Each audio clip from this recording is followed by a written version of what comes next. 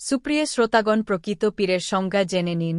পীরের নিম্নলিখিত গুণ অবশ্যই থাকতে হবে। পীর আলেম হতে হবে। আলেমের সংজ্ঞা হল, কমপক্ষে ৩টি কেতাব এমনভাবে শিক্ষা গ্রহণ করতে হবে যেন তা সুন্দরভাবে ছাত্রদেরকে পড়াতে পারেন এবং ছাত্ররা তার পড়াবার যোগ্যতার পক্ষে সাক্ষী দিবে।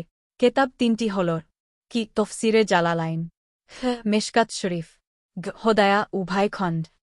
প্রত্যেক ফরয়ে ওয়াজিব এবং সুন্নতের পুরাপুরি অনুসারী হতে হবে এবং হারাম ও মাকরুহ কাজ সম্পূর্ণভাবে বর্জন করতে হবে। ৩. মানুষকে শিক্ষা দানের জন্য অপর এমন একজন পীর কর্তৃক অনুমতিপ্রাপ্ত হতে হবে যার পর্যাক্রমিক পীরের প্রথম পীর স্বয়ং রাসূলুল্লাহ সাল্লাল্লাহু আলাইহিস সালাম কর্তৃক অনুমতিপ্রাপ্ত হয়েছেন। আর সে পীরের দরবারে আলেমগণ গমন করেন কিনা দেখতে হবে, কারণ পীরের অবস্থান আলেমের ঊর্ধ্ব। আলেম হওয়ার পূর্বে দীর্ঘদিন পীরের সান্নিধ্যে থেকে এখলাস লাভের জন্য সাধনা করতে হয়। এই জন্য আলেমগণও প্রকৃত পীরের দরবারে গিয়ে থাকেন। প্রকৃত পীরের মুরিদের কাছ থেকে টাকা পয়সা বা দুনিয়ার কোনরূপ সুযোগ সুবিধা পাওয়ার ইচ্ছা থাকেন। তিনি নিজের ইচ্ছায় কোন কেরামত প্রকাশ করেন না। এমনকি যদি অনিচ্ছাকৃতভাবে তার থেকে কোনো কেরামত প্রকাশ হয়ে যায় তবে তিনি মনে কষ্ট পেয়ে থাকেন।